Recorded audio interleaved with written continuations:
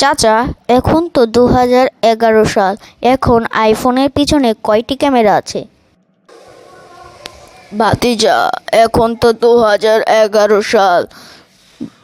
2011-র লাস্টে এক আছে, এর জন্য আইফোনের পেছনে একটি ক্যামেরা আছে। চাচা, এখন তো 2022 সাল। এখন আইফোনের পিছনে কয়টি ক্যামেরা আছে? ভাতিজা, এখন তো 2022 সাল। 2022-এর লাস্টে 2 আছে, এজন্য আইফোনে 2টি ক্যামেরা আছে। চাচা, এখন তো 2033 সাল। 33 সালে এখন কি 3টা ক্যামেরা আছে? ভাতিজা, এখন তো 2033 সাল।